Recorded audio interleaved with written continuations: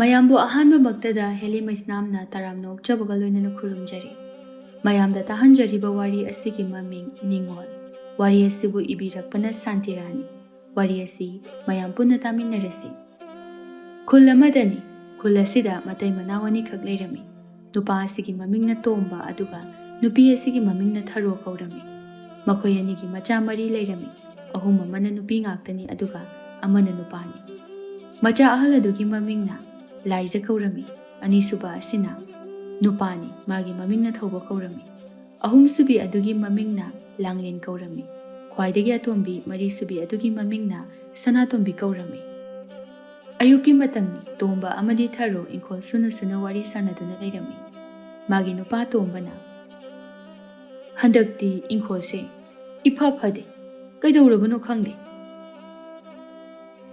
ꯂꯧꯁꯪꯂꯣꯝꯗ ꯃꯥꯏ ꯑꯣꯟꯁꯤꯜꯂꯤꯉꯩ ꯏꯪꯈꯣꯜꯁꯦ ꯄꯥꯛꯅ ꯌꯦꯡꯁꯤꯟꯕꯤꯗ꯭ꯔꯕꯅꯤꯅ ꯇꯧꯔꯤꯕꯅꯤ꯫ ꯑꯗꯨꯒꯤ ꯑꯣꯏꯕ ꯇꯥꯔꯤ꯫ ꯏꯪꯈꯣꯜꯁꯤꯗ ꯊꯋꯥ ꯁꯥꯔꯨꯗꯕꯒꯤ ꯋꯥ ꯅꯠꯇꯦ, ꯃꯅꯥ ꯃꯁꯤꯡꯁꯤꯡꯁꯦ ꯐꯕ ꯍꯦꯛꯇ ꯋꯥꯠꯄ꯫ ꯏꯪꯈꯣꯜꯁꯤꯗꯒꯤ ꯄꯨꯊꯣꯛꯄ ꯏꯟꯁꯥꯡ ꯅꯥꯄꯤꯁꯤꯡ ꯑꯁꯤꯅ ꯏꯃꯨꯡꯒꯤ ꯉꯥꯔꯤ ꯊꯨꯝ ꯇꯪꯈꯥꯏ ꯑꯃꯗꯤ ꯄꯨꯅꯔꯤꯕꯅꯤ꯫ ꯑꯗꯨꯅꯤꯅꯦ, ꯍꯟꯗꯛꯇꯤꯅꯦ ꯏꯌꯥ ꯌꯥꯗꯧ ꯃꯥꯟꯗ꯭ꯔꯦ꯫ ꯈꯪꯗ꯭ꯔꯦ꯫ ꯐꯔꯦꯁꯦ, ꯍꯣꯠꯅꯕ ꯇꯥꯔꯦꯗꯅ꯫ ꯍꯣꯠꯅꯕꯒꯤ ꯃꯇꯝ ꯍꯦꯜꯂꯦꯅꯦ ꯊꯔꯣ ꯅꯪꯕꯣ꯫ ꯑꯗꯣ ꯃꯣꯔꯣꯛꯁꯤꯃꯗꯤ ꯐꯖꯅ ꯄꯥꯜꯂꯤ ꯃꯈꯣꯏ ꯕꯕꯥ꯫ ꯃꯣꯔꯣꯛꯁꯤꯕꯨꯗꯤ ꯐꯔꯦ ꯍꯥꯏꯕ ꯌꯥꯏ꯫ ꯃꯃꯥꯡꯗ ꯑꯁꯨꯝꯅ ꯑꯃꯨꯛꯇ ꯄꯥꯟꯗꯦ꯫ ꯃꯇꯥꯡ ꯑꯗꯨꯗ ꯃꯆꯥꯅꯨꯄꯤ ꯑꯍꯜ ꯂꯥꯏꯖ ꯊꯣꯔꯛꯇꯨꯅ, "ꯏꯃꯥ, ꯕꯕꯥ, ꯆꯥ ꯄꯨꯊꯣꯔꯛꯏ ꯁꯦ." "ꯍꯩꯃꯥ, ꯃꯧꯗꯤ ꯆꯥꯛ ꯊꯣꯡꯗꯣꯏ ꯇꯧꯍꯧꯔꯤꯌꯦ ꯏꯃꯥ, ꯑꯩꯅ ꯄꯨꯊꯣꯛꯄꯤꯔꯨꯔꯒꯦꯅ ꯄꯨꯊꯣꯔꯛꯑꯕ." "ꯐꯔꯦ ꯐꯔꯦ, ꯑꯗꯨꯗ ꯊꯝꯃꯨ." "ꯅꯪꯗꯤ ꯊꯛꯂꯕ꯭ꯔꯣ?" "ꯑꯩꯗꯤ ꯊꯛꯅꯤꯡꯗꯦꯗ ꯄꯥꯕ." "ꯈꯔ ꯊꯛꯆꯤꯜꯂꯨꯗꯅ." "ꯑꯩꯗꯣ ꯉꯁꯥꯏ ꯏꯃꯥꯒ ꯆꯔꯥ ꯈꯔ ꯋꯥꯟꯁꯤꯟꯈ꯭ꯔꯦ." "ꯅꯃꯥꯗꯤ ꯆꯔꯥ ꯋꯥꯜꯂꯁꯨ ꯆꯥ ꯑꯃꯨꯛ ꯊꯛꯇꯣꯏꯅꯤꯅꯦ." "ꯊꯛꯆꯁꯅꯨ ꯀꯩꯗꯧꯔꯒꯦ ꯄꯥꯕ." ꯃꯃꯥ ꯊꯔꯣꯅ ꯃꯆꯤꯜ ꯑꯗꯨ ꯄꯩꯗꯨꯅ, "ꯅꯈꯣꯏ ꯅꯄꯥꯁꯦ ꯑꯩꯅ ꯆꯥꯕ ꯊꯛꯄꯗ ꯌꯥꯝꯅ ꯌꯦꯡꯁꯤꯟꯕꯅꯤ." "ꯌꯦꯡꯁꯤꯟꯕ ꯅꯠꯇꯦꯅꯦ, ꯑꯁꯦꯡꯕꯗꯣ ꯍꯥꯏꯕꯅꯤꯅꯦ." "ꯑꯁ ꯌꯥꯔꯦꯕ ꯑꯩꯈꯣꯏ ꯏꯃꯥꯒ ꯕꯕꯥꯒꯁꯤꯗꯤ, ꯑꯁꯤꯕꯨ ꯋꯥ ꯑꯣꯏꯅ ꯍꯦꯛ ꯉꯥꯡꯅꯩ꯫ ꯍꯣ ꯑꯩꯁꯦ ꯈꯔ ꯆꯥꯒꯜꯂꯤ ꯍꯥꯏꯗꯅ ꯅꯈꯣꯏ ꯅꯄꯥꯅꯅꯦ ꯋꯥꯍꯩ ꯈꯨꯗꯤꯡꯒꯤ ꯀꯔꯦꯝꯅꯔꯒ ꯂꯩꯔꯕꯅꯤ." "ꯍꯩ, ꯅꯨꯡꯁꯤꯗꯨꯅ ꯂꯛꯅꯕꯅꯤꯅꯦꯍꯦ." "ꯑꯣ ꯌꯥꯔꯦ ꯈꯪꯉꯤ, ꯑꯩ ꯂꯣꯏ ꯈꯪꯕꯖꯥꯠꯅꯤꯀꯣ."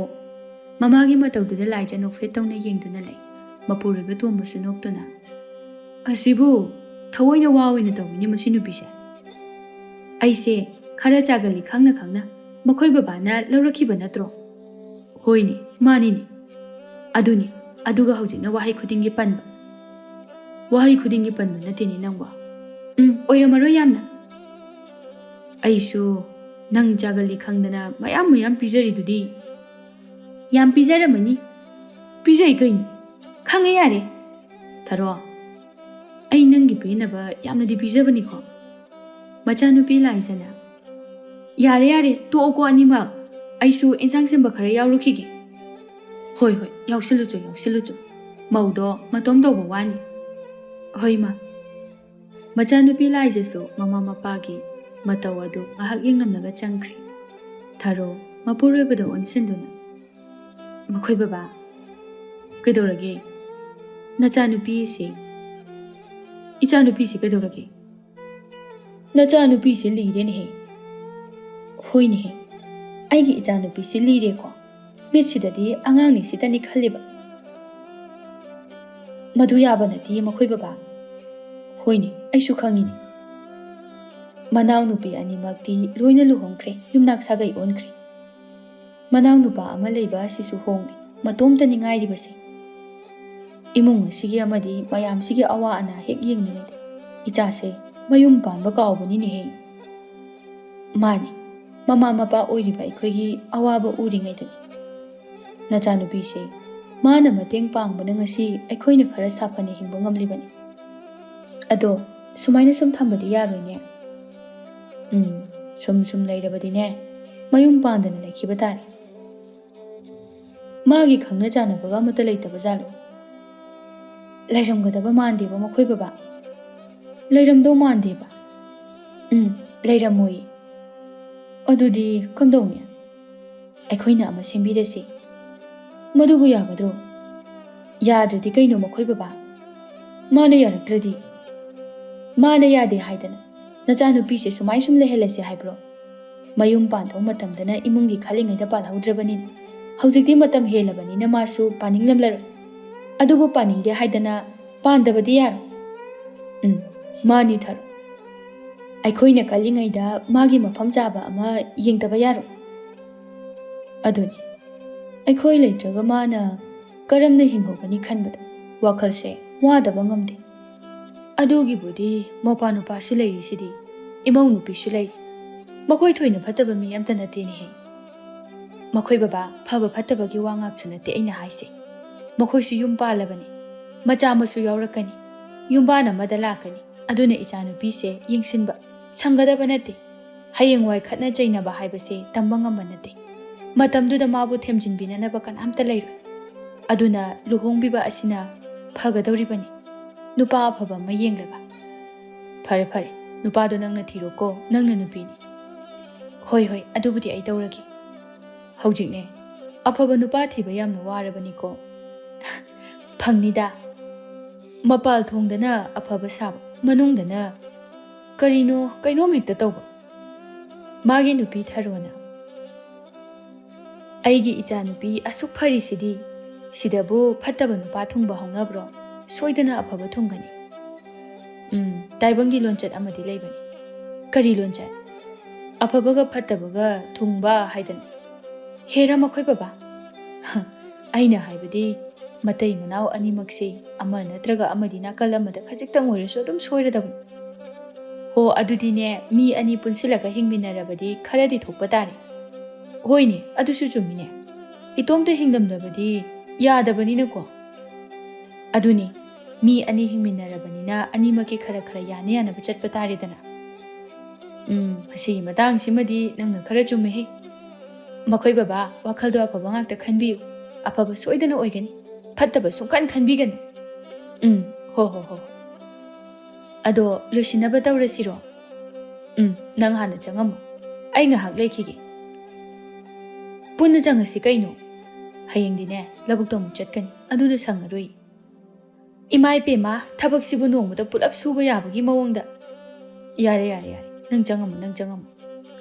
Chak loisila ani makhoi babasu irujanaba tawroko. Hoi.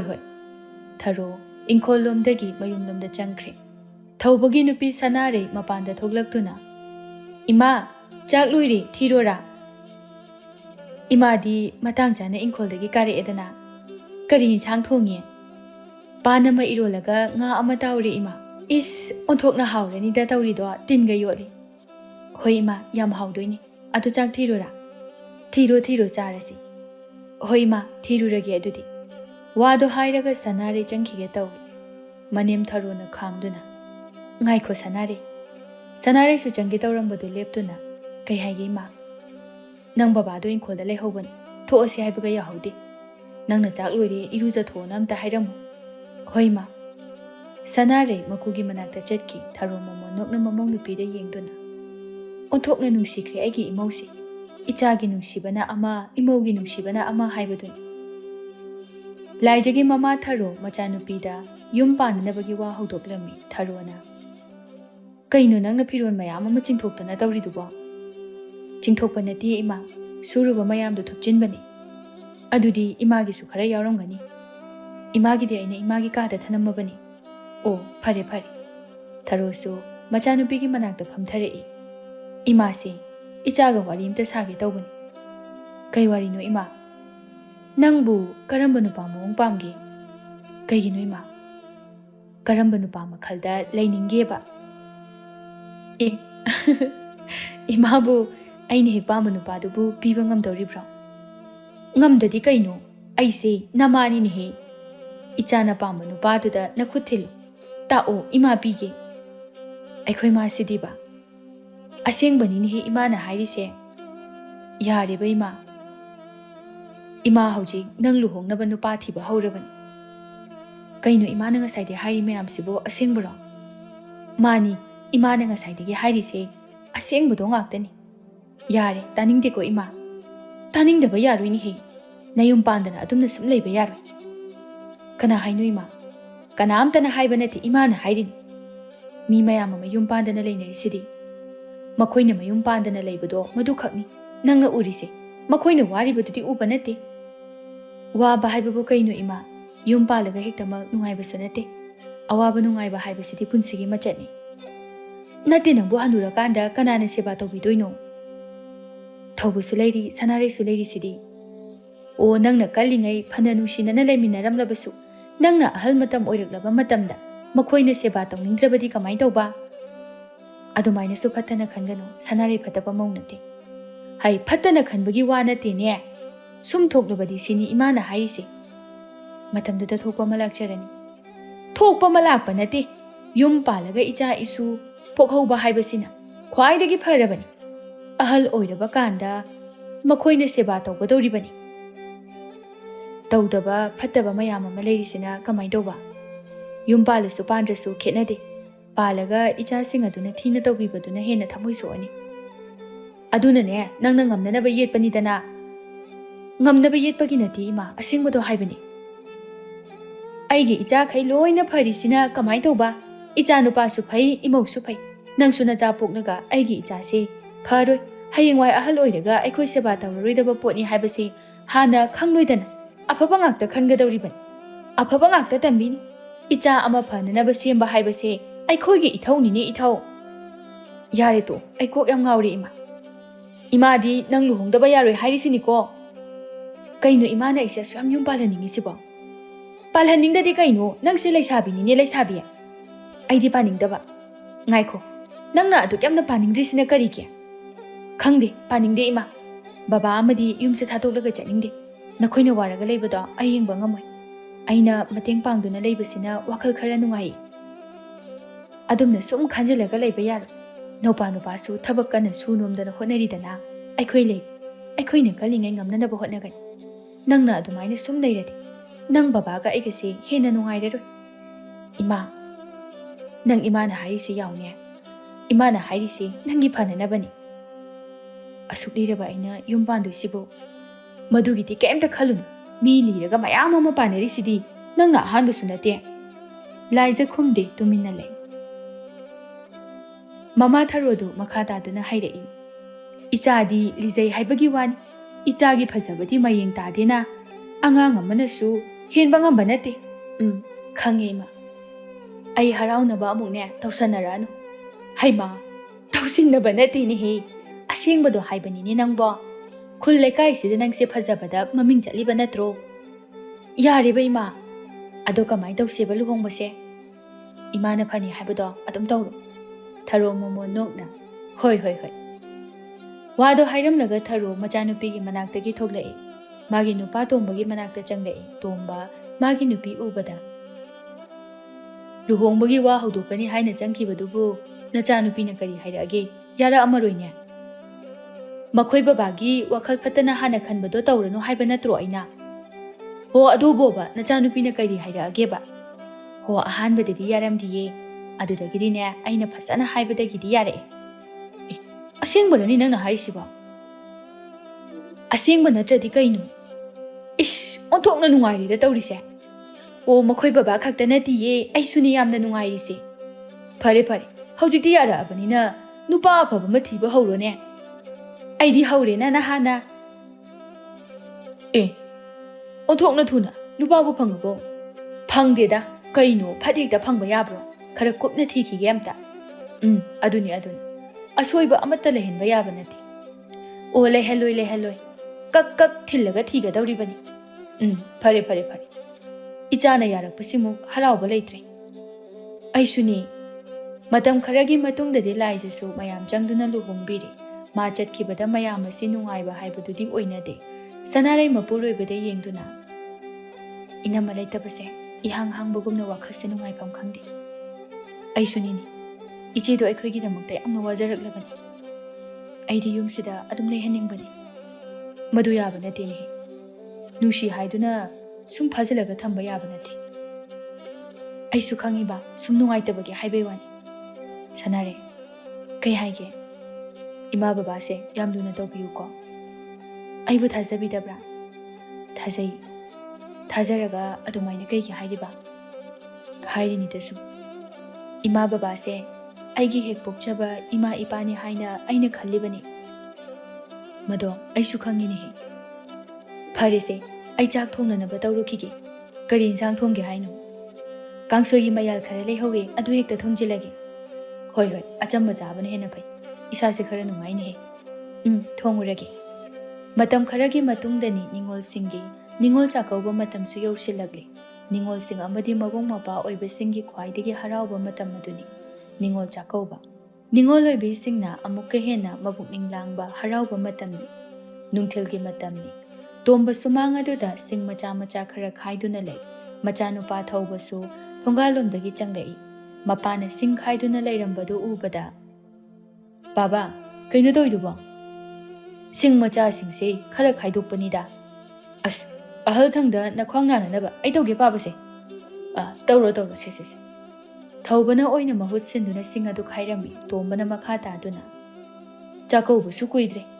ꯅꯆꯦ ꯍꯣꯏ, ꯅꯆꯟꯅꯨꯄꯤ ꯍꯣꯏꯒꯤꯅ ꯀꯔꯝ ꯀꯥꯟꯗ ꯆꯥꯛꯀꯧꯕꯒꯤ ꯄꯥꯎ ꯍꯥꯏꯕ ꯆꯠꯀꯦ ꯈꯜꯂꯤꯕ? ꯅꯠꯇ꯭ꯔꯒꯅ ꯑꯩ ꯑꯣꯏꯅ ꯆꯠꯂꯨꯔꯣ?" "ꯀꯥꯏꯗꯒꯤꯅꯣꯗ ꯄꯥꯕ, ꯄꯥꯕꯅ ꯆꯠꯄ ꯌꯥꯔꯣꯏ. ꯁꯥꯡꯈ꯭ꯔꯕ ꯂꯝꯕꯤꯁꯤꯡ ꯑꯗꯨꯗ ꯆꯠꯄꯗ ꯄꯥꯕ ꯋꯥꯕꯗ ꯂꯣꯏꯔꯅꯤ." "ꯍꯣꯏꯅꯦ ꯑꯗꯨꯕꯨꯗꯤ. ꯍꯌꯦꯡꯗꯣ ꯑꯩ ꯊꯕꯛ ꯂꯦꯞꯀꯅꯤ.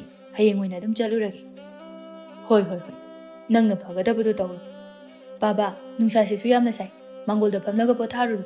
ꯁꯤꯡꯁꯤꯡꯁꯦ ꯑꯩ ꯂꯣꯏꯁꯤꯜꯂꯒꯦ." ꯍꯣꯏ. ꯇꯣꯝꯕꯁꯨ ꯃꯥꯡꯒꯣꯜ ꯑꯗꯣꯝꯗ ꯀꯥꯈꯠꯈ꯭ꯔꯦ꯫ ꯅꯣꯡꯃꯁꯨ ꯍꯧꯈꯤꯗꯨꯅ ꯊꯧꯕ ꯃꯥꯅ ꯃꯆꯦ ꯑꯃꯗꯤ ꯃꯆꯜꯁꯤꯡꯒꯤ ꯆꯥꯛꯀꯧꯕꯒꯤ ꯄꯥꯎ ꯍꯥꯏꯕ ꯆꯠꯂꯝꯃꯤ꯫ ꯏꯍꯥꯟ ꯍꯥꯟꯕꯗ ꯃꯆꯦ ꯂꯥꯏꯖꯒꯤ ꯃꯅꯥꯛꯇ ꯍꯥꯟꯅ ꯆꯪꯂꯝꯃꯤ꯫ "ꯏꯆꯦ, ꯆꯥꯛꯀꯧꯕꯁꯦ ꯉꯟꯅ ꯂꯥꯛꯀꯗꯕꯅꯤꯀꯣ, ꯊꯦꯡꯕ ꯌꯥꯔꯣꯏ." ꯍꯣꯏ. ꯑꯗꯨ ꯏꯆꯦ, ꯀꯩ ꯉꯥ ꯊꯣꯡꯉꯝꯃꯣ ꯍꯥꯏꯅꯣ? "ꯑꯩꯈꯣꯏ ꯂꯥꯡꯂꯦꯟꯒ ꯁꯅꯥꯇꯣꯝꯕꯤꯒꯅ ꯆꯥꯅꯤꯡꯕꯗꯣ ꯏꯆꯦꯒꯤꯁꯨ ꯑꯗꯨꯝ ꯌꯥꯔꯦ." "ꯏꯆꯦ, ꯗꯈꯤꯅꯥꯁꯦ ꯏꯆꯦꯒꯤ ꯄꯥꯝꯕ ꯀꯩ ꯂꯩꯒꯦ? ꯏꯆꯦꯒꯤ ꯑꯄꯥꯝꯕꯗꯣ ꯅꯧꯄꯥꯗ ꯍꯦꯛꯇ ꯍꯥꯏꯕꯤꯌꯨ. ꯑꯩ ꯏꯆꯦꯒꯤ ꯁꯣꯏꯗꯅ ꯂꯩꯖꯔꯝꯒꯦ." "ꯏꯆꯦꯒꯤꯗꯤꯅꯦ, ꯅꯪꯅ ꯇꯧꯕ ꯑꯃ ꯍꯦꯛꯇ ꯌꯥꯏꯗ. ꯌꯥꯝꯅ ꯇꯥꯡꯕ ꯄꯣꯠꯁꯨ ꯄꯥꯝꯗꯦ, ꯏꯌꯥꯗ ꯌꯥꯏꯁꯦ." "ꯑꯗꯨ ꯏꯆꯦ, ꯑꯄꯥꯝꯕ ꯑꯃꯈꯛꯇꯗꯤ ꯍꯥꯏꯌꯨꯕ." "ꯅꯪꯅ ꯍꯥꯏꯗ ꯌꯥꯗꯦ ꯍꯥꯏꯔꯒꯅꯅꯦ, ꯑꯩꯈꯣꯏ ꯁꯅꯥꯔꯩꯅ ꯁꯥꯍꯧꯕ ꯐꯅꯦꯛꯇꯣ ꯑꯗꯨ ꯄꯥꯝꯃꯦ ꯏꯆꯦꯗꯤ." "ꯑꯁ, ꯏꯍꯣꯡ ꯍꯣꯡꯕꯗꯣ ꯏꯆꯦ." "ꯀꯩꯅꯣ ꯏꯕꯨꯡꯉꯣ, ꯆꯥꯛꯀꯧꯕꯒꯤ ꯗꯈꯤꯅꯥꯗ ꯑꯍꯣꯡꯕ ꯑꯇꯥꯡꯕ ꯂꯩꯇꯦ. ꯃꯔꯨ ꯑꯣꯏꯔꯤꯕꯗꯤ ꯊꯃꯣꯏ ꯁꯦꯡꯅ ꯅꯨꯡꯁꯤꯅꯕ ꯑꯗꯨꯅꯤ." "ꯍꯣꯏ ꯏꯆꯦ. ꯑꯗꯨ ꯏꯆꯦ, ꯑꯩꯁꯨ ꯑꯃꯨꯛ ꯆꯠꯂꯨꯈꯤꯒꯦ. ꯂꯥꯡꯂꯦꯟꯒ ꯏꯆꯟꯇꯣꯝꯕꯤꯒꯒꯤ ꯃꯅꯥꯛꯇꯁꯨ ꯆꯪꯒꯗꯕ ꯋꯥꯠꯂꯤꯕꯅꯤ." ꯍꯣꯏ. ꯅꯤꯡꯊꯤꯅ ꯆꯠꯂꯨꯔꯣꯀꯣ." "ꯍꯣꯏ ꯏꯆꯦ." ꯑꯁꯨꯝꯅ ꯊꯧꯕ ꯃꯆꯦ ꯑꯍꯜ ꯂꯥꯏꯖꯒꯤ ꯌꯨꯝꯗꯒꯤ ꯊꯣꯔꯛꯂꯤ꯫ ꯑꯗꯨꯒ ꯃꯆꯟꯅꯨꯄꯤ ꯂꯥꯡꯂꯦꯟꯒꯤ ꯃꯅꯥꯛꯇ ꯂꯥꯛꯏ꯫ ꯂꯥꯡꯂꯦꯟꯗꯤ ꯆꯥꯛꯀꯧꯕꯒꯤ ꯄꯥꯎ ꯍꯥꯏꯕ ꯂꯥꯛꯄꯗ ꯍꯔꯥꯎꯕꯅ ꯂꯣꯏꯈ꯭ꯔꯦ꯫ "ꯇꯥꯆꯧ, ꯑꯩ ꯆꯥ ꯂꯣꯜꯂꯛꯀꯦ." "ꯂꯣꯜꯂꯨꯔꯅꯨꯗ, ꯇꯥꯆꯧ ꯌꯨꯝꯗꯒꯤꯁꯨ ꯊꯛꯂꯛꯏ." "ꯑꯗꯣ ꯇꯥꯆꯧ, ꯍꯟꯗꯛꯇꯤ ꯑꯩ ꯐꯖꯅ ꯀꯦꯊꯔꯒ ꯂꯥꯛꯇꯣꯏꯅꯤꯀꯣ." ꯍꯣꯏ. ꯑꯗꯣ ꯊꯦꯡꯕ ꯌꯥꯔꯣꯏꯀꯣ, ꯉꯟꯇꯥ ꯂꯥꯛꯅꯕ ꯍꯣꯠꯅꯒꯗꯕꯅꯤ." "ꯍꯣꯏ ꯇꯥꯆꯧ." "ꯑꯗꯣ ꯅꯪꯒꯤꯅ ꯀꯔꯤ ꯗꯈꯤꯅꯥ ꯇꯧ ꯍꯥꯏꯕꯅꯣ?" "ꯇꯥꯆꯧ, ꯍꯟꯗꯛꯇꯤ ꯈꯔ ꯆꯥꯎꯕ ꯇꯧ. ꯃꯃꯥꯡꯗꯤ ꯏꯆꯦꯅ ꯌꯥꯗꯗꯅ ꯐꯅꯦꯛ ꯃꯆꯥ ꯑꯃꯈꯛꯇ ꯇꯧꯏ. ꯍꯟꯗꯛꯇꯤ ꯏꯆꯦ ꯃꯌꯨꯝ ꯄꯥꯟꯈ꯭ꯔꯕꯅꯤꯅ ꯀꯩꯝꯇ ꯍꯥꯏꯔꯛꯑꯔꯣꯏ. ꯑꯗꯨꯅꯅꯦ, ꯈꯔ ꯆꯥꯎꯕ ꯑꯃ ꯇꯧꯕ. ꯃꯃꯥꯡꯒꯤꯗꯨꯗꯤ ꯃꯤꯅꯁꯨ ꯌꯥꯝ ꯅꯣꯛꯅꯩ." "ꯀꯩꯅꯣꯅꯦ ꯅꯪꯅ ꯇꯥꯆꯧꯗ ꯇꯧꯍꯟꯅꯤꯡꯉꯤꯕꯣ?" "ꯇꯥꯆꯧ, ꯁꯅꯥ ꯃꯆꯥ ꯑꯃꯈꯛ ꯁꯥꯕꯤꯔꯝꯃꯨ." "ꯍꯥ, ꯁꯅꯥ ꯍꯥꯏꯕ?" "ꯍꯣꯏ ꯇꯥꯆꯧ, ꯁꯥꯕꯤꯔꯝꯃꯣꯕꯀꯣ. ꯑꯩꯁꯨ ꯇꯥꯆꯧ ꯈꯣꯏꯒꯤ ꯈꯪꯅ ꯄꯨꯔꯛꯀꯦꯕ." "ꯂꯥꯡꯂꯦꯟ, ꯇꯥꯆꯧꯁꯦ ꯕꯕꯥꯒ ꯏꯃꯥꯒꯁꯨ ꯇꯥꯟꯅꯔꯨꯈꯤꯒꯦ." "ꯀꯩꯅꯣ, ꯉꯝꯃꯣꯏ ꯍꯥꯏꯔꯣ ꯇꯥꯆꯧꯒꯤꯁꯦ?" "ꯉꯝꯃꯣꯏ ꯍꯥꯏꯕ ꯅꯠꯇꯦꯗ. ꯕꯕꯥ ꯍꯣꯏꯒꯤꯁꯨ ꯑꯝꯇ ꯇꯥꯟꯅꯈꯤꯒꯦ ꯇꯧꯕꯅꯤ." "ꯃꯁꯤꯗꯕꯨ ꯇꯥꯟꯅꯕꯒꯤ ꯀꯩ ꯃꯊꯧ ꯇꯥꯔꯤꯒꯦ? ꯀꯣꯛ ꯍꯥꯞꯄ ꯂꯣꯏꯔꯦ. ꯆꯍꯤ ꯑꯃꯒꯤ ꯃꯅꯨꯡꯗ ꯑꯃꯨꯛꯈꯛꯇꯪ ꯊꯣꯛꯄ ꯆꯥꯛꯀꯧꯕꯁꯤꯕꯨ." "ꯂꯥꯡꯂꯦꯟ, ꯁꯥꯔꯝꯃꯨꯀꯣ ꯇꯥꯆꯧ." ꯍꯣꯏ. ꯑꯗꯨꯅꯦꯕ. "ꯐꯔꯦ, ꯑꯗꯨꯗꯤ ꯇꯥꯆꯧ ꯑꯃꯨꯛ ꯆꯠꯅꯕ ꯇꯧꯔꯒꯦ." "ꯍꯣꯏ ꯇꯥꯆꯧ." "ꯐꯔꯦ. ꯇꯥꯆꯧ, ꯑꯩꯅ ꯍꯥꯏꯕꯗꯣ ꯀꯥꯎꯅꯤꯀꯣ." "ꯀꯥꯎꯔꯣꯏ." ꯊꯧꯕꯁꯨ ꯑꯃꯨꯛ ꯆꯠꯈ꯭ꯔꯦ꯫ ꯂꯥꯡꯂꯦꯟ ꯍꯔꯥꯎꯅ ꯃꯥꯡꯒꯣꯜ ꯑꯗꯨꯗ ꯂꯦꯞꯇꯨꯅ ꯂꯩ꯫ ꯇꯥꯟꯖꯥꯗꯨꯗ ꯂꯥꯡꯂꯦꯟꯒꯤ ꯃꯆꯦ ꯀꯨꯁꯨꯝ ꯊꯣꯔꯛꯇꯨꯅ, "ꯂꯥꯡꯂꯦꯟ." "ꯀꯩ ꯍꯥꯏꯒꯦ ꯏꯆꯦ? ꯍꯧꯖꯤꯛꯀꯤꯗꯨꯕꯨ ꯅꯈꯣꯏ ꯇꯥꯆꯧꯔꯣ?" "ꯃꯥꯅꯦ ꯏꯆꯦ." "ꯍꯩꯃꯥ, ꯆꯥꯛꯀꯧꯕꯒꯤ ꯄꯥꯎ ꯍꯥꯏꯕ ꯂꯥꯛꯑꯝꯃꯤꯔꯣ?" "ꯃꯥꯅꯦ ꯏꯆꯦ." "ꯆꯥꯛꯀꯧꯕꯒꯤ ꯀꯔꯤꯕꯨ ꯍꯥꯄꯛꯀꯅꯤ ꯍꯥꯏꯒꯦ? ꯃꯃꯥꯡꯗꯗꯤ ꯐꯅꯦꯛ ꯃꯇꯠ ꯑꯃ ꯍꯥꯄꯛꯈꯤꯒꯨꯝ ꯇꯧꯗꯥꯏꯅꯦ?" ꯂꯥꯡꯂꯦꯟ ꯄꯩꯔꯞꯅ ꯃꯆꯦꯗ ꯌꯦꯡꯂꯛꯏ꯫ "ꯑꯩꯈꯣꯏꯗꯤ ꯃꯃꯥꯡꯗꯁꯨ ꯁꯅꯥ ꯈꯨꯗꯣꯞ ꯍꯥꯞꯄꯛꯏ. ꯑꯗꯨꯒ ꯍꯟꯗꯛꯁꯨ ꯉꯛꯁꯝꯗ ꯁꯤꯅꯅꯕ ꯂꯤꯛ ꯑꯄꯥꯛꯄ ꯑꯃ ꯍꯥꯄꯛꯀꯅꯤ ꯍꯥꯏꯔꯤ." ꯂꯥꯡꯂꯦꯟ ꯈꯨꯝꯂꯛꯏ꯫ "ꯍꯣꯏ ꯏꯆꯦ, ꯃꯃꯥꯡꯒꯤꯗꯨꯗꯤ ꯑꯩꯅ ꯐꯅꯦꯛ ꯑꯣꯏꯅ ꯍꯥꯞꯄꯣ ꯍꯥꯏꯗꯅ ꯅꯝꯗꯅ ꯍꯥꯞꯍꯟꯕꯅꯤ. ꯍꯥꯏꯗꯤ ꯑꯩꯒꯤ ꯁꯅꯥ ꯃꯌꯥꯝ ꯑꯃ ꯂꯩꯕꯗꯨꯗ ꯀꯩꯗꯧꯔꯨꯒꯕꯅꯣ ꯍꯥꯏꯗꯅ ꯍꯟꯗꯛꯇꯤꯅꯦ ꯑꯩꯅ ꯄꯥꯝꯕ ꯁꯅꯥ ꯌꯥꯝ ꯐꯖꯕ ꯑꯃ ꯂꯩꯌꯦ ꯑꯗꯨ ꯑꯣꯏꯅ ꯁꯥꯔꯝꯃꯣ ꯍꯥꯏꯈ꯭ꯔꯦ ꯀꯨꯁꯨꯝ ꯎꯁꯤꯠꯇꯅ ꯈꯨꯝꯂꯛꯏ ꯅꯪꯅ ꯍꯥꯏꯖ ꯁꯥꯔꯤꯗꯨꯕꯨ ꯍꯥꯞꯄꯨ ꯍꯥꯞꯄꯤꯔꯛꯀꯗ꯭ꯔꯣ ꯑꯗꯨꯗꯤ ꯏꯆꯦꯒꯤ ꯋꯥꯅꯤꯗ ꯊꯥꯗꯤ ꯊꯥꯖꯈꯤꯗ꯭ꯔꯦꯗ ꯑꯩꯗꯤ ꯏꯆꯦꯅ ꯊꯥꯖꯕ ꯊꯥꯖꯗꯕ ꯑꯩꯉꯣꯟꯗꯗꯤ ꯃꯊꯧ ꯇꯥꯗꯦ ꯑꯁꯨꯛ ꯀꯨꯏꯅ ꯂꯩꯃꯤꯟꯅꯔꯛꯄꯁꯦ ꯆꯥꯛꯀꯧꯕ ꯃꯌꯥꯝ ꯑꯃ ꯍꯧꯈ꯭ꯔꯦ ꯂꯣꯏꯈ꯭ꯔꯦ ꯅꯣꯡꯃꯇ ꯃꯁꯛ ꯊꯣꯛꯄ ꯄꯣꯠ ꯆꯩ ꯑꯃꯠꯇ ꯍꯥꯄꯛꯄ ꯎꯗꯦ ꯏꯃꯤꯠꯁꯤꯅ ꯃꯗꯣ ꯏꯆꯦꯒꯤ ꯃꯊꯧ ꯅꯠꯇꯦ ꯑꯩꯒꯤ ꯏꯊꯧꯅꯤ ꯋꯥꯗꯣ ꯍꯥꯏꯔꯒ ꯂꯥꯡꯂꯦꯟ ꯁꯥꯎꯅ ꯏꯃꯨꯡ ꯆꯪꯈꯤ ꯀꯨꯁꯨꯝ ꯅꯣꯛꯇꯨꯅ ꯁꯛꯇꯥ ꯑꯁꯤꯒ ꯇꯧꯔꯤꯁꯤ ꯌꯦꯡꯉꯨꯅꯦ ꯁꯥꯎꯗꯅꯒꯁꯨ ꯇꯧꯔꯤ ꯑꯁꯦꯡꯕ ꯍꯥꯏꯕꯗ ꯁꯥꯎꯔꯤꯕ ꯀꯥꯏꯗꯨꯅꯤꯅꯦ ꯃꯥꯒꯤꯁꯦ ꯁꯣꯝꯗ ꯊꯧꯕ ꯃꯆꯜꯅꯨꯄꯤ ꯑꯇꯣꯝꯕꯤꯒꯤ ꯃꯅꯥꯛꯇ ꯑꯃꯨꯛ ꯂꯥꯛꯏ ꯃꯆꯜꯅꯨꯄꯤ ꯑꯇꯣꯝꯕꯤ ꯁꯅꯥꯇꯣꯝꯕꯤꯅ ꯇꯥꯆꯧ ꯑꯩꯗꯤ ꯆꯥꯛꯀꯧꯕ ꯀꯨꯏꯁꯜꯂꯛꯇꯕ ꯑꯁꯤꯗ ꯆꯥꯛꯀꯧꯕꯒꯤ ꯄꯥꯎꯒ ꯍꯥꯏꯕ ꯂꯥꯛꯑꯔꯣꯏꯗ꯭ꯔꯅ ꯄꯥꯈꯠꯂꯨꯔꯕꯅꯤ ꯍꯦꯔꯥ ꯀꯩꯗꯧꯕꯒꯤ ꯂꯥꯛꯑꯣꯏꯗꯣꯏꯅꯣꯅꯦ ꯂꯥꯛꯀꯅꯤ ꯍꯥꯏꯕꯕꯨꯗꯤ ꯈꯪꯉꯦꯕ ꯑꯗ ꯁꯨꯝ ꯄꯥꯈꯠꯄꯒꯤ ꯋꯥꯅꯤ ꯌꯨꯝꯕꯨ ꯃꯤ ꯀꯅꯥꯝꯇ ꯂꯩꯇ꯭ꯔꯣ ꯂꯩꯇꯦ ꯇꯥꯆꯧ ꯊꯕꯛ ꯂꯣꯏ ꯆꯠꯊꯣꯛꯅꯈꯤꯌꯦ ꯑꯣ ꯏꯆꯦ ꯍꯣꯏꯅꯁꯨ ꯆꯪꯉꯝꯃꯕꯣ ꯇꯥꯆꯧ ꯂꯣꯏꯅ ꯆꯪꯉꯝꯃꯤ ꯏꯔꯣꯏ ꯂꯣꯏꯕꯗ ꯏꯆꯟꯇꯣꯝꯕꯤꯒꯤ ꯃꯅꯥꯛꯇ ꯑꯃꯨꯛ ꯂꯥꯛꯏꯅꯤ ꯏꯅꯝꯃꯁꯨ ꯆꯥꯛꯀꯧꯕ ꯆꯠꯀꯅꯤ ꯍꯥꯏꯕ꯭ꯔꯥ ꯍꯟꯗꯛꯇꯤ ꯆꯠꯂꯔꯣꯏ ꯃꯄꯥꯝꯂꯣꯝꯗꯅꯦ ꯁꯥꯒꯩꯒꯤ ꯃꯤ ꯂꯩꯇꯕ ꯌꯥꯎꯔꯤ ꯑꯁ ꯌꯥꯝ ꯅꯨꯡꯉꯥꯏꯔꯝꯃꯔꯣꯏꯌꯦ ꯆꯥꯛꯀꯧꯕ ꯆꯠꯄ ꯐꯪꯂꯔꯣꯏ ꯈꯟꯕꯗ ꯀꯩꯁꯨ ꯈꯜꯍꯧꯗꯦꯗ ꯅꯈꯣꯏꯒ ꯍꯔꯥꯎ ꯍꯔꯥꯎ ꯄꯨꯟꯅꯤ ꯈꯟꯕꯗ ꯍꯦꯟꯅꯕꯨ ꯍꯔꯥꯎ ꯍꯧꯋꯤꯅ ꯅꯝꯃꯗꯤ ꯑꯗꯣ ꯇꯥꯆꯧ ꯑꯩ ꯆꯥ ꯂꯣꯜꯂꯛꯀꯦ ꯂꯣꯜꯂꯨꯔꯅꯨꯗ ꯊꯛꯅꯤꯡꯗ꯭ꯔꯦ ꯅꯆꯦ ꯑꯅꯤꯒꯤ ꯌꯨꯝꯗꯁꯨꯅꯦ ꯊꯛꯅꯤꯡꯗꯦ ꯍꯥꯏꯗꯨꯅ ꯑꯗꯨꯝ ꯊꯛꯂꯛꯇ꯭ꯔꯕꯅꯤ ꯑꯗꯨꯗꯤ ꯇꯥꯆꯧ ꯆꯥꯛ ꯆꯥꯔꯒ ꯍꯜꯂꯣ ꯏꯟꯁꯥꯡ ꯑꯍꯥꯎꯕ ꯑꯃ ꯊꯣꯡꯒꯦꯕ ꯅꯣꯡꯃ ꯑꯣꯏꯅ ꯐꯖꯅ ꯆꯥꯁꯤꯗ ꯏꯆꯟꯇꯣꯝꯕꯤ ꯇꯥꯆꯧ ꯌꯨꯝꯗꯁꯨ ꯇꯧꯒꯗꯕ ꯊꯕꯛ ꯃꯌꯥꯝ ꯑꯃ ꯂꯩꯍꯧ ꯍꯣꯏ ꯇꯥꯆꯧ ꯑꯗꯣ ꯅꯆꯦ ꯑꯅꯤꯗꯁꯨ ꯑꯩꯅ ꯍꯥꯏꯔꯝꯃꯕꯅꯤ ꯌꯥꯔꯤꯕ ꯃꯈꯩ ꯉꯟꯅ ꯂꯥꯛꯅꯕ ꯍꯣꯠꯅꯧ ꯍꯥꯏꯗꯅ ꯑꯗꯣ ꯇꯥꯆꯧ ꯀꯩꯅꯣꯝꯇ ꯍꯥꯏꯒꯦꯕ ꯏꯆꯟꯇꯣꯝꯕꯤꯕꯨ ꯀꯔꯤ ꯍꯥꯏꯅꯤꯡꯒꯦ ꯃꯃꯥꯡꯗꯗꯤ ꯏꯆꯦ ꯂꯩꯕꯅꯤꯅ ꯀꯩꯁꯨ ꯍꯥꯏꯕ ꯉꯝꯗꯦ ꯍꯧꯖꯤꯛꯇꯤ ꯏꯆꯦꯁꯨ ꯃꯌꯨꯝ ꯄꯥꯟꯈ꯭ꯔꯦ ꯑꯗꯨꯅ ꯍꯟꯗꯛꯇꯤ ꯆꯥꯛꯀꯧꯕꯒꯤ ꯗꯈꯤꯅꯥꯗꯣ ꯍꯥꯏꯔꯣ ꯀꯩꯗꯧꯔꯕ ꯂꯤꯛꯇꯣ ꯈꯔ ꯄꯥꯛꯄ ꯑꯝꯇ ꯁꯥꯕꯤꯌꯣꯕ ꯏꯆꯟꯇꯣꯝꯕꯤ ꯀꯣ ꯇꯥꯆꯧ ꯑꯩꯗꯤ ꯁꯥꯕꯤꯗꯕ ꯌꯥꯔꯣꯏ ꯅꯪꯒꯤ ꯂꯤꯛ ꯑꯝꯇ ꯂꯩꯇ꯭ꯔꯕ꯭ꯔꯥꯅꯦ ꯂꯩꯌꯦꯕ ꯑꯗꯨꯗꯤ ꯌꯥꯝ ꯄꯤꯛꯑꯦꯕ ꯑꯩꯈꯣꯏ ꯏꯅꯦꯝꯄꯣꯛꯅꯅꯦ ꯌꯥꯝ ꯅꯣꯛꯅꯩ ꯑꯗꯨꯅ ꯈꯔ ꯆꯥꯎꯕ ꯑꯃ ꯁꯤꯅꯤꯡꯉꯦꯕ ꯊꯧꯕ ꯀꯨꯝꯐꯝ ꯈꯪꯗꯦ ꯇꯨꯃꯤꯟ ꯂꯩ ꯏꯆꯟꯇꯣꯝꯕꯤꯅ ꯀꯩꯗꯧꯔꯒꯦ ꯇꯥꯆꯧ ꯇꯨꯃꯤꯟ ꯂꯩꯗꯨꯕꯣ ꯉꯝꯃꯣꯏ ꯍꯥꯏꯔꯣ ꯏꯆꯟꯇꯣꯝꯕꯤ ꯇꯥꯆꯧ ꯑꯩꯗꯤ ꯁꯥꯗꯕ ꯌꯥꯔꯣꯏꯀꯣ ꯍꯣꯏ ꯇꯥꯆꯧ ꯆꯠꯅꯕ ꯇꯧꯔꯒꯦ ꯑꯗꯣ ꯇꯥꯆꯧ ꯁꯣꯏꯗꯅ ꯁꯥꯔꯝꯃꯨꯀꯣ ꯁꯣꯏꯕ ꯌꯥꯔꯣꯏ ꯍꯥꯏꯁꯤꯅꯤ ꯍꯣꯏ ꯊꯧꯕꯁꯨ ꯃꯈꯥ ꯇꯥꯅ ꯂꯩꯊꯔꯝꯗ ꯑꯗꯨꯃꯛ ꯆꯠꯈ꯭ꯔꯦ ꯅꯨꯃꯤꯗꯥꯡ ꯋꯥꯏꯔꯝꯒꯤ ꯃꯇꯝꯅꯤ ꯁꯅꯥꯇꯣꯝꯕꯤꯒꯤ ꯃꯅꯦꯝꯄꯣꯛꯁꯨ ꯊꯕꯛ ꯑꯃ ꯆꯠꯊꯣꯛꯂꯨꯕꯗꯒꯤ ꯍꯟꯖꯤꯜꯂꯛꯇꯨꯅ ꯆꯠꯄꯨ ꯆꯠꯊꯣꯛꯂꯨꯔꯕꯗꯤ ꯏꯁꯥꯁꯦ ꯍꯦꯛꯇ ꯁꯣꯟꯊꯕ ꯋꯥꯕ ꯇꯧꯔꯤꯁꯦ ꯑꯍꯜ ꯑꯣꯏꯁꯜꯂꯛꯄꯒꯤꯔ ꯈꯪꯗꯦ ꯇꯣꯝꯕꯤ ꯁꯅꯥꯁꯨ ꯃꯄꯥꯟꯗ ꯊꯣꯛꯂꯛꯇꯨꯅ ꯏꯃꯥ ꯍꯥꯏ ꯀꯩꯗꯧꯔꯦ ꯑꯩ ꯀꯩꯊꯦꯜ ꯐꯥꯎꯗ ꯊꯣꯛꯎꯈꯤꯒꯦ ꯀꯩꯗꯧꯕꯅꯣ ꯅꯨꯃꯤꯠ ꯇꯥꯔꯝꯗꯥꯏꯁꯤꯗ ꯆꯥꯛ ꯊꯣꯡꯕ ꯃꯇꯝꯁꯤꯗ ꯆꯥꯛꯇꯤ ꯊꯣꯡꯕ ꯂꯣꯏꯔꯦ ꯀꯩꯗꯧꯕꯒꯤ ꯑꯁꯨꯛ ꯉꯟꯅ ꯂꯣꯏꯊꯣꯛꯑꯒ ꯊꯝꯃꯝꯃꯤꯕ ꯍꯣꯔꯦꯟ ꯆꯥꯛ ꯆꯥꯕꯗ ꯂꯣꯏ ꯏꯪꯉꯅꯤ ꯐꯣꯡ ꯐꯣꯡ ꯁꯥꯅ ꯍꯥꯎꯅ ꯆꯥꯒꯗꯕꯁꯤꯗ ꯇꯣꯝꯕꯤ ꯁꯅꯥ ꯈꯨꯝꯗꯦ ꯇꯨꯃꯤꯟ ꯂꯩ ꯃꯅꯦꯝꯒꯤ ꯃꯇꯧꯗꯨꯗ ꯃꯅꯦꯝꯄꯣꯛꯇꯨ ꯃꯈꯥ ꯇꯥꯗꯨꯅ ꯀꯩꯗꯧꯕꯅꯣ ꯀꯩꯊꯦꯜ ꯊꯣꯛꯂꯨꯒꯦꯕꯣ ꯆꯥꯛꯀꯧ ꯆꯠꯄꯗ ꯄꯨꯅꯕ ꯄꯣꯠ ꯆꯩ ꯈꯔ ꯁꯨꯝ ꯌꯦꯡꯉꯨꯒꯦ ꯇꯧꯕꯅꯦ ꯏꯃꯥ ꯀꯔꯤ ꯆꯥꯛꯀꯧ ꯆꯠꯄꯒꯤꯕ ꯍꯣꯏ ꯏꯃꯥ ꯅꯠꯇꯦ ꯆꯥꯛꯀꯧꯕꯒꯤ ꯄꯥꯎ ꯍꯥꯏꯕ ꯂꯥꯛꯇꯅ ꯆꯥꯛꯀꯧ ꯆꯠꯇꯣꯏꯕ ꯉꯁꯥꯏ ꯂꯥꯛꯑꯦ ꯍꯥꯏꯕ ꯇꯥꯆꯧꯗꯨ ꯂꯥꯛꯑꯝꯃꯤ ꯂꯥꯛꯇꯤ ꯂꯥꯛꯄꯣꯏꯔꯦ ꯍꯣꯏ ꯏꯃꯥ ꯅꯪꯒꯤ ꯄꯨꯅꯕꯗꯣ ꯑꯩ ꯂꯩꯒꯦ ꯑꯃ ꯑꯅꯤ ꯄꯨꯔꯒ ꯂꯣꯏꯔꯦ ꯄꯨꯗ꯭ꯔꯁꯨ ꯆꯠꯄ ꯀꯩꯁꯨ ꯀꯥꯏꯗꯦ ꯇꯣꯝꯕꯤ ꯁꯅꯥ ꯈꯨꯝꯗꯦ ꯇꯨꯃꯤꯟ ꯂꯩ ꯀꯩꯗꯧꯅꯤꯒꯤ ꯄꯨꯔꯒ ꯅꯄꯥꯝꯗꯒꯤ ꯃꯤꯠ ꯊꯨꯞꯄ ꯄꯣꯠ ꯆꯩ ꯑꯃꯠꯇꯁꯨ ꯍꯥꯄꯛꯇꯦ ꯐꯅꯦꯛ ꯐꯤ ꯃꯇꯠ ꯃꯇꯥ ꯈꯔ ꯍꯥꯄꯛꯀꯅꯤ ꯀꯥꯏꯗꯒꯤ ꯑꯗꯨꯗꯤ ꯏꯕꯦꯝꯃ ꯆꯠꯇ꯭ꯔꯁꯨ ꯇꯣꯛꯎ ꯃꯇꯝ ꯃꯥꯡꯅꯅꯕꯅꯤ ꯅꯪꯒꯤ ꯐꯤ ꯐꯅꯦꯛꯇꯨꯗꯤꯅꯦ ꯑꯩꯅ ꯆꯥꯛꯀꯧꯕ ꯍꯜꯂꯛꯑꯒ ꯑꯩꯉꯣꯟꯗꯒꯤ ꯈꯥꯏꯕꯤꯒꯦ ꯇꯣꯝꯕꯤ ꯁꯅꯥ ꯀꯩꯝꯇ ꯈꯨꯝꯃꯝꯗ ꯏꯃꯨꯡꯗ ꯆꯪꯈꯤ ꯇꯧ ꯁꯥꯔꯤꯁꯤ ꯃꯌꯥꯝꯅ ꯍꯔꯥꯎꯅꯩ ꯁꯥꯗꯅ ꯃꯥꯁꯨ ꯍꯔꯥꯎꯔꯤꯕ ꯀꯥꯏꯗꯨꯅꯤꯅꯦ ꯃꯄꯥꯝꯅꯤꯅ ꯀꯩꯝꯇꯁꯨ ꯍꯥꯄꯛꯑꯣꯏ ꯑꯇꯩ ꯃꯇꯝꯗ ꯈꯔ ꯅꯨꯡꯁꯤꯔꯕꯁꯨ ꯆꯥꯛꯀꯧ ꯃꯌꯥ ꯌꯧꯁꯤꯜꯂꯛꯄꯗ ꯍꯦꯛꯇ ꯅꯨꯡꯁꯤꯐꯝ ꯈꯪꯗꯦ ꯃꯤꯒꯤ ꯃꯥꯡꯗ ꯑꯩꯒꯤ ꯏꯃꯧ ꯑꯁꯤꯒꯤꯅꯦ ꯁꯤ ꯍꯥꯄꯛꯏ ꯑꯗꯨ ꯇꯧꯔꯛꯏ ꯑꯗꯥ ꯇꯧꯔꯛꯏ ꯍꯥꯏꯅ ꯍꯥꯏꯅꯤꯡꯉꯥꯏ ꯑꯃꯠꯇ ꯂꯩꯇꯦ ꯑꯌꯨꯛꯀꯤ ꯃꯇꯝꯅꯤ ꯇꯣꯝꯕꯒ ꯊꯔꯣꯒꯗꯣ ꯍꯥꯟꯅꯒꯤ ꯃꯇꯧꯒꯨꯝ ꯏꯪꯈꯣꯜ ꯁꯨꯗꯨꯅ ꯂꯩꯔꯤ ꯊꯔꯣꯅ ꯋꯥꯗꯣ ꯍꯧꯗꯣꯔꯛꯏ ꯆꯥꯛꯀꯧꯕꯒꯤ ꯉꯥꯁꯤꯕꯨ ꯀꯃꯥꯏꯅ ꯇꯧꯁꯤ ꯍꯥꯏꯕꯅꯣ ꯃꯈꯣꯏ ꯕꯕꯥ ꯍꯩ ꯄꯥꯠꯇꯒꯤ ꯍꯦꯛꯇ ꯐꯥꯔꯨꯔꯗꯕꯅꯤ ꯑꯗꯨꯅꯁꯨ ꯍꯥꯎ ꯑꯔꯩꯕꯕꯨꯗꯤ ꯑꯍꯥꯎꯕꯗꯣ ꯍꯦꯛꯇ ꯇꯧꯔꯗꯕꯅꯤ Aduda yam luba ama leireni he. Kari arubano ne tharo. Nachanupi anina sanagi lik hapo haire haina taine he.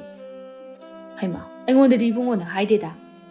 Ho aingonda su hairekte, maudage aina haiphe tabani. Nang na haiba wadu ba singbo oiredi. Nachanupa do matha sabada loiramani. Paisa nungsa yamna leijaba su nate. Aduni. Nachanupa bu lekhibro. Lekhibagumna di tawbani makhoi baba. Lao lao wari sarusi. Inko subaga lairi.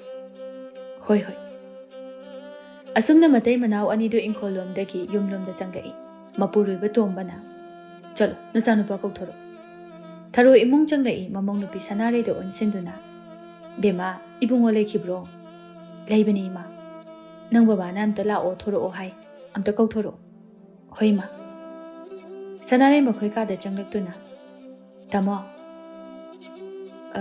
Tamo. Sumdum silaga leirabo. Thauba khum lai. Wakal si samandana hippini nangbo. Chakobugi oedi kaisu khalurano hairaga. Kaisu khalurano hairaga hekta yaba natini nangbo. Sana singdubu aibu kadaidagi paisana saduin. Chakobusu haying hamchi khakta ngairi. Aigi ariba khudop sana se kaithoga tawrisi hairedana. Hai, madusu nungaitini tawrisi. Masina tanadi kaitongni tamo. Chakobu maya oibagi paisasu puba amta phangdaba tawrisi. Babana mapanamta thoro oi. Hoi hoi. Kay haigi baba, aibu ko gubo. Lao lao, sida ipaga wari sasi. Thauba mapagi manakta jangduna phamthare. Kay haigi baba. Nachanupi hoina jesingna kari kari hairakpa. Dakhina kari taw haige. Nangna ipada su haide. Ichedi sanaraina sariba phane asi oina pami hairi. Oh, phare phare. Adudi nachanupi anidi langlena sana ama sabiyo hai. Aduga ichantombigina liksana ba hairei baba. Maduda ichana kari khaliba. Makhoina pami haira abanina baba hapidrabadi yar. Hapdrabadi makhoina nungaikiroi. Tomba wa makhata aduna hairei. Ipagi thauba maduda nungaitaba utpham thokte. Baba. Imung asida leiriba phibam makhoina hena khanglibani. Phibamgi wa tokhraga. Chakauba haibase karino munna khangna chatpa pami ipadi. Makhoi luhongma matamda makhoi sana likna jingbadagi haulaga awatpa amatta leitana pikre madudagi ahenba pamlabadi masana hotnaduna sagadaba masi hairakpagi ipana saubudi nate babana haininglibado nachasu khangjai baba aduni warabasu wana makhoina hairakpa khuding aikhoina hapangam adubu ningol singi chakaubase phattabana lamjingnaga chalhangumsi hoi baba chalo chalo nathau tau jaruro Chap manaba phanekla phira leibiro nachega nachal singa punna tharona sanaraina sariba phanekse chap manana pirasi aduna phari hoima asumna matam madi khanghaude asum haukibana ningol singi numen ningol chakauba dusu yoksilagri numit asi mayam pumba koilang langi asumna thauba khogi yum adusu koilang langi tharona sanare chapu thongkatpa haurabro Hoima, chaksu lori, di thongba ironba phule, kanghau champut loina lori. Adudi nga thongdau ta ngaire dana. Hoima, ngai hak leirabadi ne, moisu loina yoksila ani. Misu lakpa haunari. Bungo, nang baba gadi halaktribro hojik phauba. Hoima, aina di nga do phauranu tu o leirasena haibi. Yade. Patki khudakta phaba nga duna hena hawi haidana namdana chakki. Aduni ni hena khoi babasu.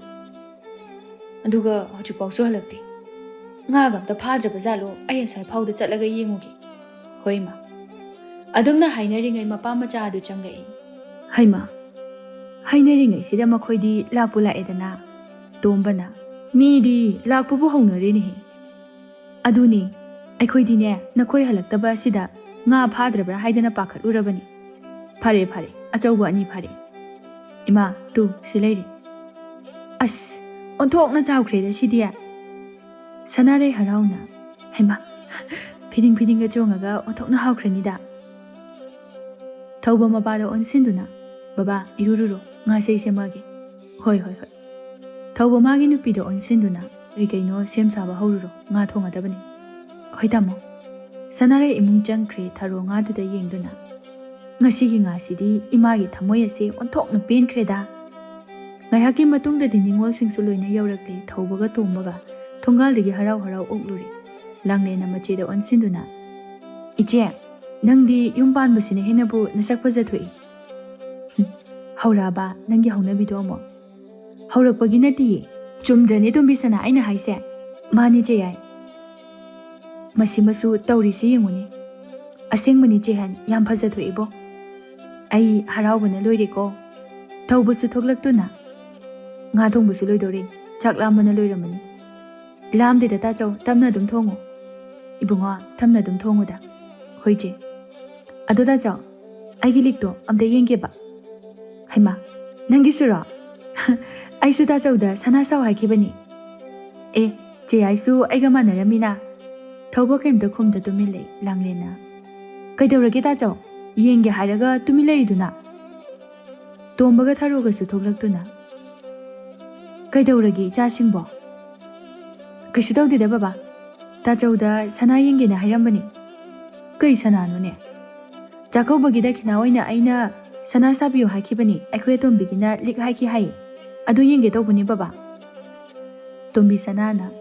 Jehan, nangidi kayoina haikige. Laiza khumge tawringaida mapa tombana. Nakhoe ahumaki chap manana phanek amamam langli. Kariya, phani aba. Hoine he. Kaino tacho. Sana sani na haikraga phanik lange haisibo. Aduni je ai aisu lik haikraga.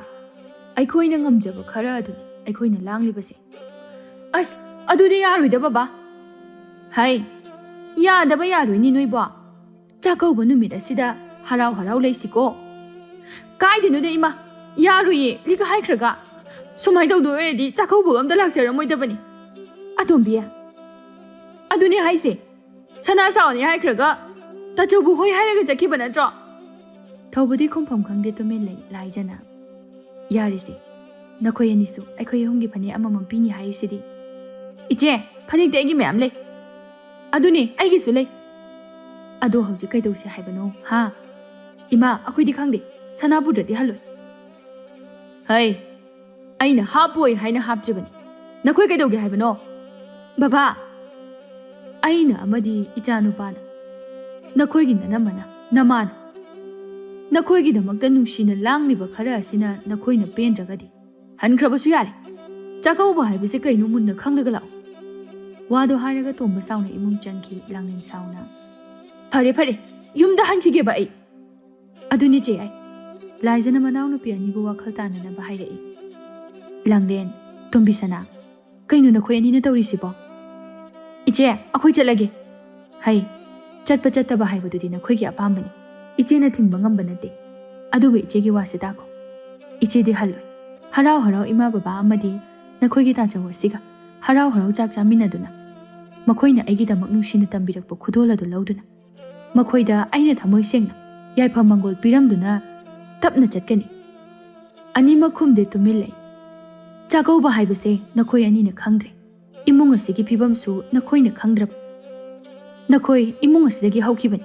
Paisa phana pairabasu nakhoina tawriba hairibasing adudine idea nide. Araiba kharana penthokpa tam. Nakhoi luhongbada apamba khuding haptaba yawbro. Adubu ningol chakauba haibasidi dakinagi nati. Machal mabung mapa oibasingna thamoi sengna nushinaba aduni. Iche ngasi ibungona aibu amadi nakhoibu nushibagi leijaba khara langduna aikhoibu chakaubiri. Aduga noina kana amadi kaubidana chatpa phangdaba yauribani. Aduga nakhoina ngasi aikhoida pigadawriba mamal yamlaba khudol asisu aikhoi sanarina makhutmakna sajaba. Ngasi aikhoina keduna harau harau lakpa matamda baba amadi ibungona thongalda aikhoibu taramna okli. Masidagi henba nakhoi kari pamlibage. Chakauba haibase dakinagi wakhalda sum leirabadi kamai tawni. Iche ngasi nakhoina tawribase ima baba ibungobu nushiba watba aduna asumna tawbani. Nakhoina thamoi sengna nushirabadi asumna khak tawroi. Iche ai yam soikre. Aikhoyagi maudugi mamangda amta mukya haiduna ai kemta khantha hodabani. Tombi sanasu jehan Tachau aisi soikre yam soikre. Tachau nachalani bomta ngakbi.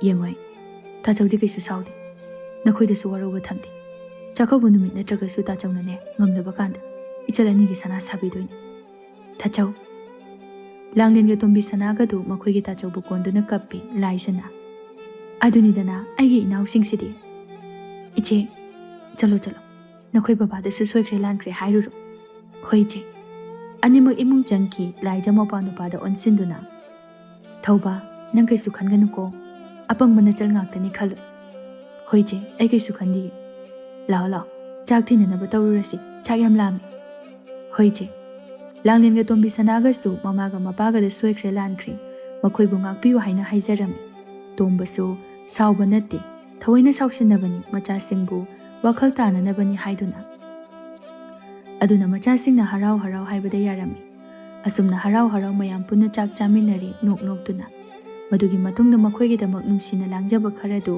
ꯗꯈꯤꯅꯥ ꯇꯧꯕꯤꯔꯝꯃꯤ ꯃꯈꯣꯏ ꯑꯍꯨꯝꯁꯨ ꯈꯨꯗꯣꯜ ꯑꯗꯨ ꯍꯔꯥꯎ ꯍꯔꯥꯎꯅ ꯂꯧꯁꯤꯟꯗꯨꯅ ꯌꯥꯏꯐ ꯃꯪꯒꯣꯜ ꯄꯤꯔꯝꯃꯤ